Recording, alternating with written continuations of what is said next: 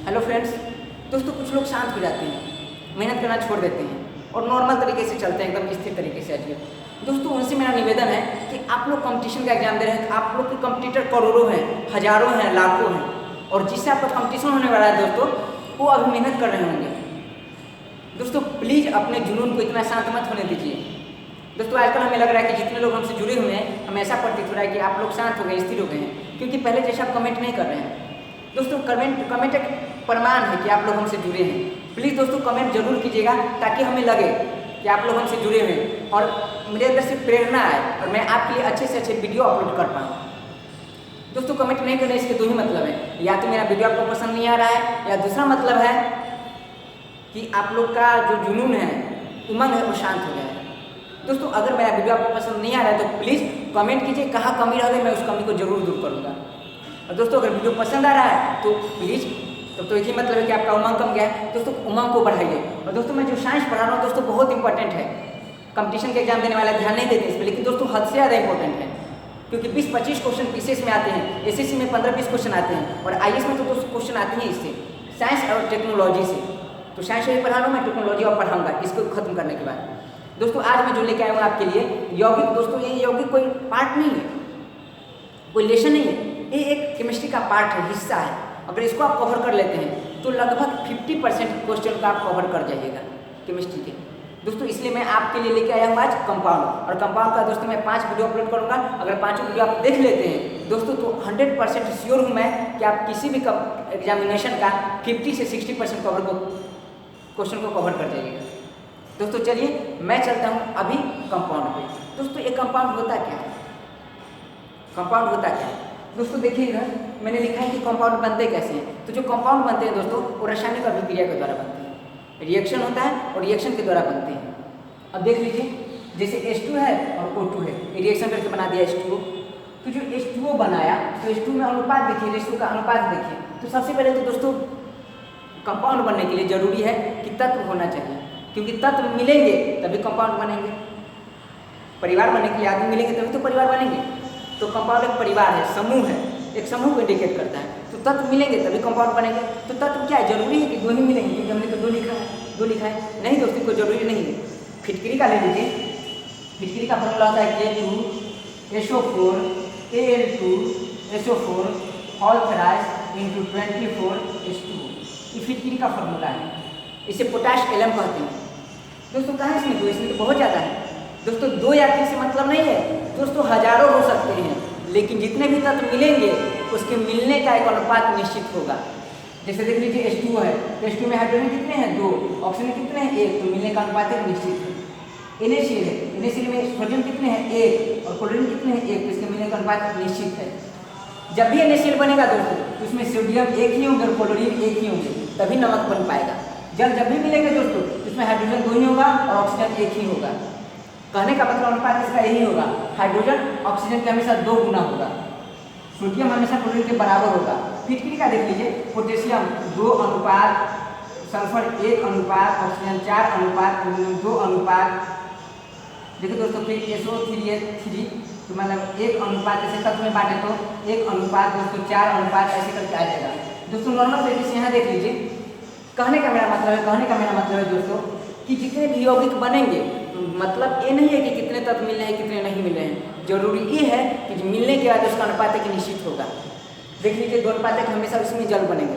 तो यौगिक किसे कहते हैं? उसका डिफिनेशन है कि जब 2 या 2 से अधिक भी हो सकते हैं, तो जब 2 या 2 से अधिक तत्व किसी निश्चित अनुपात में मिलकर एक नए पदार्थ का, 2 या 2 से अधिक तत्व एक निश्चित अनुपात में मिलकर एक नए पदार्थ का निर्माण करते हैं, एक नए पदार्थ का निर्माण करते हैं, तो उसे यौगिक कहा जाता है। अब एक एसएससी में बार सवाल पूछा जा चुका है और पीसीएस में सवाल पूछा जा चुका है, पीसीएस यूपी पीसीएस में पूछा जा चुका है। दोस्तों किसी भी पीसीएस के लिए इंपॉर्टेंट है, पूछा जा चुका है कि क्या यौगिक होते हैं? तो यौगिक का जो गुण है, ये यौगिक है, तो यौगिक का जो गुण है और जिससे मिलके बना है, H2 और ऑक्सीजन से मिलके बना है, तो यौगिक का जो गुण है वो क्या हाइड्रोजन और ऑक्सीजन से मिलके बनेंगे? जो यौगिक का जो गुण है, H2O का जो गुण है, क्या वो हाइड्रोजन से और ऑक्सीजन के गुण से मैच करते हैं? तो दोस्तों नहीं, किसी भी यौगिक का गुण उसके अवयवी तत्व के गुण से कभी नहीं मिलते। कैसे? अभी मैं एक बेहतरीन एग्जाम्पल पेश करता हूँ, एक बार मुस्कुराइए। धन्यवाद। देखिए क्या H2O जो है H2O है, तो H2O का गुण देख लीजिए दोस्तों। दुनिया में सबसे ज्वलनशील पदार्थ क्या है, सबसे बेहतर जलने वाला पदार्थ क्या है? तो दुनिया में जो सबसे बेहतर जलने वाला पदार्थ है दोस्तों वो है हाइड्रोजन। तो हाइड्रोजन जलता है। और दुनिया में सबसे ज़्यादा जलाने वाला पदार्थ कौन है? ऑक्सीजन। तो हाइड्रोजन जलता है और ऑक्सीजन जलाता है। और जो बन गया पानी, वो जलते हुए चीज़ को बुझाता है। देख लीजिए, तो क्या इसका गुण इसके मैच कर रहा है? नहीं कर रहा है। अभी हम लिखे थे NaCl, तो किसके से मिलकर बना है? सोडियम से और क्लोरीन से। दोस्तों सोडियम विषैला होता है, मैंने बताया था कि सोडियम को किरोसिन तेल में डुबा के रखा जाता है। आप नॉर्मल खा लीजिएगा दोस्तों, जलने लगता है। पानी की मात्रा मिली या ऑक्सीजन की मात्रा मिली, ये जल उठता है। तो पेट में रखिएगा, खाइएगा तो जल उठेगा, फिर गाना बजेगा, दिल में मेरे दर्द, जिसको अजीब डांस करा देगा, नागिन डांस, जलेगा अंदर अंदर। तो सोडियम का आप खा नहीं सकते हैं। क्लोरीन विषैला होता है, खा नहीं सकते हैं। लेकिन इस दोनों के मिलने से बनता है NaCl, इसको तो आप खा सकते हैं। नमक दोस्तों, तो यही होता है यौगिक। तो यौगिक किसे कहते हैं? दो या दो से अधिक पदार्थ जब निश्चित अनुपात में मिलकर एक नए पदार्थ का निर्माण करते हैं तो उसे यौगिक कहते हैं। यौगिक का गुण उसके अभी तक मुझसे कभी नहीं मिलते हैं। और दोस्तों यौगिक होते हैं अभी तक, मतलब अभी दो भाग में बांटा गया यौगिक को, एक कार्बनिक यौगिक और एक अकार्बनिक यौगिक। कार्बनिक यौगिक दोस्तों उसे कहते हैं जिसमें कार्बन पाया जाता है। जैसे देख लीजिए CH4, इसमें कार्बन है, इसको क्या है? कार्बनिक यौगिक। और दोस्तों अकार्बनिक यौगिक उसे कहते हैं जिसमें कार्बन नहीं होता है। जैसे H2O, इसमें कार्बन नहीं है तो हो गया अकार्बनिक यौगिक। NaCl, इसमें कार्बन नहीं है तो हो गया अकार्बनिक यौगिक। दोस्तों समझ में आ रहा है?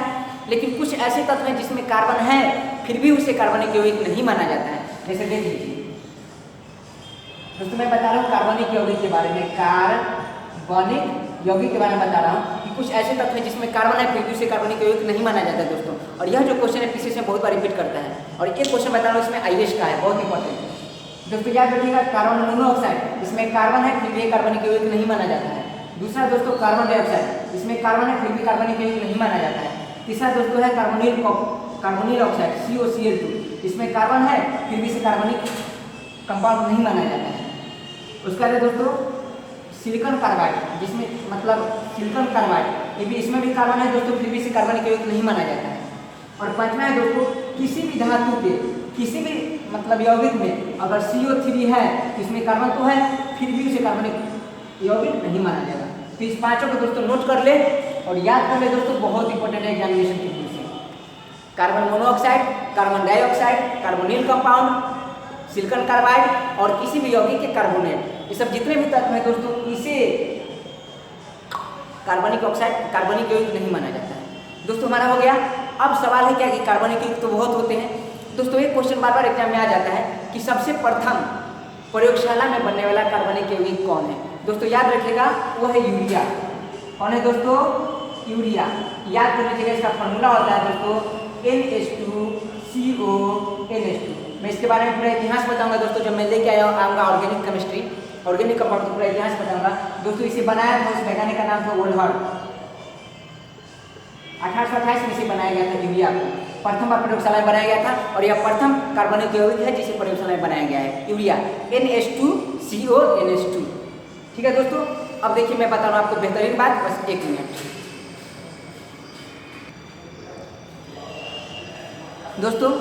अब हमारे जैसे परिवेश है उसमें शादी होता है, तो शादी के समय आप गौर करते होंगे जो जयमाला होती है, तो जयमाला में जो वर पक्ष और वधु पक्ष, तो दोस्तों उसमें क्या होता है कि वर पक्ष वधु को माला और वधु पक्ष वर को माला, तो माला पहनाते उसको जयमाला कहते हैं। माला इसलिए पहनाते हैं दोस्तों, एक बार इज्जत कर देते हैं कि अब तो जिंदगी फिर एक दूसरे का इज्जत होने वाला नहीं है दोस्तों। अब मैं आपको आज बताने वाला हूँ दोस्तों, उस माला का केमिस्ट्री में मैं यूज करके बताता हूँ दोस्तों। साइंस है जो हमारे दैनिक डेली लाइफ का एकदम पूरा एग्जाम्पल है साइंस। आप देखिए तो पूरा मजा आएगा दोस्तों। जैसे मान लीजिए मेरे को कंपाउंड लिखना है, तो कंपाउंड को पहले आप मान लीजिए कि अगर परिवेश में ऐसा शादी होने लगे कि लड़का अपना घर से माला लेके आए और लड़की अपना घर से माला लेके आए, और लड़का के पास जितना माला हो पूरा लड़की को पहना दे और लड़की के पास जितनी माला उतना लड़का को पहना दे दोस्तों, तो मजा आ जाएगा दोस्तों। उसी समय पूरा एकदम बदला ले लिया जाएगा। अब देखिए दोस्तों यहाँ क्या होगा। अब केमिस्ट्री में जितने भी तत्व हैं, जितने भी तत्व मैंने बताया था धातु और अधातु होते हैं दोस्तों। केमिस्ट्री में धातु को माना जाता है लड़का और अधातु को माना जाता है लड़की। एक एग्जांपल मैं दे रहा हूँ, धातु को लड़का मान लीजिए क्योंकि धातु का प्लस चार्ज होता है, पॉजिटिव सोच होता है लड़का का, और जो माइनस होते हैं वो होते हैं लड़की, निगेटिव सोच होता है लड़की का। तो चलिए माइनस आ रहा है समझ में। एक एग्जाम्पल मैं दे रहा हूँ दोस्तों, तो इसको अब क्लियर कर लेंगे हम, एकदम बड़ी हिसाब से समझेंगे, एकदम अपना एनर्जी लगाइए, बिल्कुल समझ में आएगा, बहुत मजा आएगा, एक बार बस मुस्कुरा लीजिए। धन्यवाद। अब देखिए क्या होता है, अब देखिए सोडियम क्लोराइड का मेरे को फॉर्मूला लिखना है। तो पहले आपको एक चार्ट याद करना होगा, एक टेबल याद करना होगा दोस्तों, और बहुत ईजी मैं टेबल याद करने के लिए बता रहा हूँ दोस्तों। आप याद रखिएगा कुछ ऐसे तत्व, चलिए इधर ध्यान दीजिए, कुछ ऐसे तत्व जिस पर एक प्लस होता है, जैसे मैंने बताया था बहुत सारे तत्व, जैसे सोडियम है, तो सोडियम पे कितने प्लस होते हैं? एक, तो कहेंगे हम सोडियम का वैलेंसी 1 है। सोडियम पे क्लोरीन पे कितने माइनस होते हैं दोस्तों? 1, तो हम कहेंगे वो क्लोरीन का वैलेंसी 1 है। ऑक्सीजन का वैलेंसी कितने होते हैं? -2, तो समझेंगे वो ऑक्सीजन का वैलेंसी -2 है।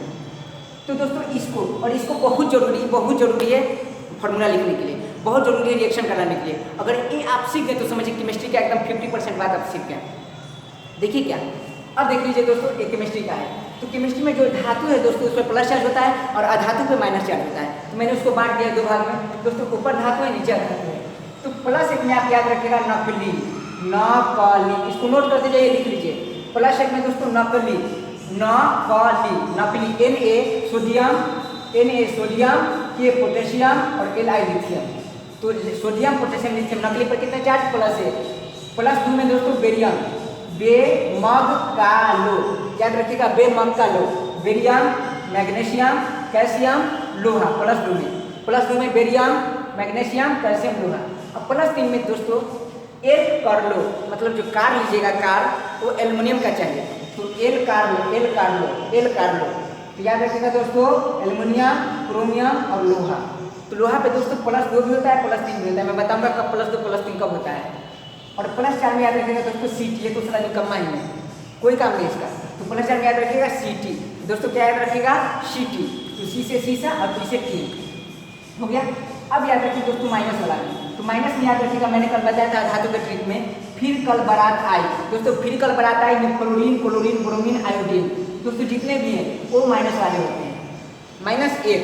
और दोस्तों अधातु मैं ट्रिक बता रहा हूँ, धातु होते हैं जिसमें अंत में यम लगता है और अधातु के अंत में न लगाता है, न, जिसके अंत में न आए समझिएगा वो अधातु है। देख लीजिए फ्लोरीन न आ रहा है, क्लोरीन न आ रहा है, ब्रोमीन न आ रहा है, आयोडीन न आ रहा है, हाइड्रोजन न आ रहा है दोस्तों। फिर कल बारात आई है, इसमें -1, -2 में याद रखिएगा OS, ऑक्सीजन सल्फर, -3 में याद रखिएगा नाना पार्टिकल, -3 में नाना पार्टिकल, नोट करते जाइए, -3 में नाना पार्टिकल, नाइट्रोजन, फास्फोरस। -4 में याद रखिएगा काशी, बनारस का बहुत पवित्र जगह है काशी, कार्बन और सिलिकॉन। और दोस्तों इधर मैंने लिखा है दोस्तों, वो बहुत इंपॉर्टेंट मूलक है, अगर आपने इतना कैप्चर कर लिया दोस्तों तो केमिस्ट्री में कहीं दिक्कत नहीं होगा। इधर मैंने लिखा है दोस्तों हाइड्रोक्साइड, इसका संकेत होता है OH और इसका वैलेंसी होता है 1। उसका दोस्तों नाइट्रेट, इसका फॉर्मूला होता है NO3, मूलक इसका वैलेंसी होता है 1। सल्फेट SO4, इसका वैलेंसी होता है 2। थायोसल्फेट H2O3, इसका वैलेंसी होता है 2। कार्बोनेट, इसका CO3 वैलेंसी होता है 2। बाइकार्बोनेट, इसका सूत्र होता है HCO3, इसका वैलेंसी होता है 1। अब एक मैं तरीका बता रहा हूँ दोस्तों कि जिसमें सल्फेट मतलब स आ जाए, उसका तो सूत्र आप याद रखिएगा, सल्फेट है तो SO4 होगा, लेकिन स आ जाए, सल्फर से रिलेटेड आ जाए, उसका वैलेंसी हमेशा 2 होगा। कार्बोनेट आ जाए तो उसका वैलेंसी 2 होगा। नाइट्रेट उसका वैलेंसी 1 होगा, आप याद रखिएगा बात। और बाइकार्बोनेट का वैलेंसी 1 होगा, HCO3। आप इतना बस याद कर लीजिए दोस्तों, आपको इतना याद नहीं कर सकता है, बाकी तो ट्रिक से याद हो जाएगा दोस्तों। अब मैं आपको सिखाता हूँ कैसे फॉर्मूला लिखा जाता है। दोस्तों यहाँ लिखा हुआ है सोडियम क्लोराइड, तो कुछ नहीं कीजिए, मैं बता रहा हूँ बात कि जो फॉर्मूला सोडियम क्लोराइड होगा उसमें क्या कीजिएगा दोस्तों, सोडियम जो पहला पार्ट होगा दोस्तों वो लड़का होगा और दूसरा पार्ट होगा वो लड़की होगी। तो पहला पार्ट लड़का होगा यानी प्लस वाला होगा तो प्लस वाला में देखेंगे, और दूसरा पार्ट लड़की उसको माइनस वाला में देखेंगे। देख लीजिए तो सोडियम पे कितना चार्ज होता है दोस्तों, पहले सोडियम का संकेत लिखिए। तो सोडियम का संकेत क्या होता है दोस्तों, Na। और चलिए Na कहाँ है दोस्तों, यहाँ है। Na पे कितना चार्ज दोस्तों, +1, तो चलिए इसके पास 1 है। आ रहा है दोस्तों समझ में। अब क्लोराइड, तो क्लोराइड देखिए दोस्तों, तो क्लोराइड किस में है, फिर कल क्लोराइड Cl, क्लोराइड का संकेत क्या होता है दोस्तों, Cl। तो Cl कहाँ है दोस्तों, यहाँ है। तो Cl का चार्ज कितना, 1, यानी इसके पास में कितने माला है, 1। चलिए अब दोनों का संयोग कराइए और माला पहनाइए। तो 1 है, तो माला पहनेगा दोस्तों तो दोनों एक साथ होंगे। ओम मिसवानी देव स्वेतर दुर्गा नहीं परासु पहनाइए माला दोस्तों। 1 है तो क्या हो जाएगा, लड़का सोडियम अपना माला क्लोरीन को पहनाएगा तो क्लोरीन को माला 1 पहना दिया, और क्लोरीन अपना माला सोडियम को पहनाएगा तो 1 माला पहना दिया दोस्तों। और 1 माला दोस्तों लिखा नहीं जाता है, क्योंकि हमारे देहाती में कहावत है कि अंधा के सुतले की या जगले की, मतलब सोए रहेगा तो भी अंधेरा, जगे रहे तो भी अंधेरा। दोस्तों एक एक नहीं लिखाता है। तो क्या होगा दोस्तों इसका फॉर्मूला सोडियम क्लोराइड का NaCl, और दोस्तों इसे टेबल साल्ट भी कहते हैं, टेबल साल्ट। याद रखिएगा NaCl को कहते हैं टेबल साल्ट, कॉमन नाम इसका। एक क्वेश्चन पूछेगा तो याद कर लीजिएगा, टेबल साल्ट। ठीक है दोस्तों, अब हमको लिखना है सोडियम कार्बोनेट का फॉर्मूला। बहुत ईजी है। सोडियम का संकेत क्या होगा दोस्तों Na, और कार्बोनेट का फॉर्मूला क्या होगा दोस्तों CO3। तो देखिए NaCO3 है दोस्तों।